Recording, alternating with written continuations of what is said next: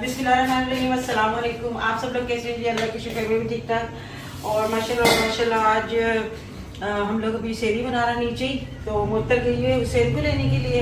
हुसैन अपनी नानों के घर गया है और अंबर जो है ना आज आई थी मिलने के लिए, तो मैंने कहा रुक जाओ हमारे साथ ही सेरी कर लेना। तो अभी अंबर भी हमारे साथ ही सेरी करेगी, शाजिद भी हमारे साथ। और यहाँ पर भी जल्दी जल्दी जो है ना दूध बॉयल करने के लिए रख रही हूँ, चाय बना रही हूँ।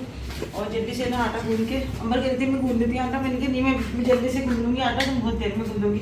तो इतनी प्रैक्टिस नहीं ना गूंदने की आटे, फिर जल्दी से आटा गूंद के ना पराठे बनाते हैं। और जी यहाँ पर मैंने ना पानी में डाल दिया है चिल्तन प्योर की कोयटा दूध पत्ती चाय जो मन को भाए। तो जी सही है बिल्कुल, और ये प्रीमियम टेस्ट है। और ये जो है ना बहुत ही बड़ा सा जार है। दूसरा ये है कि इसके अंदर कोई मिलावट नहीं है, कोई केमिकल नहीं है। और जैसी चाय का कलर होता है ना, ऐसी चाय का कलर आता है।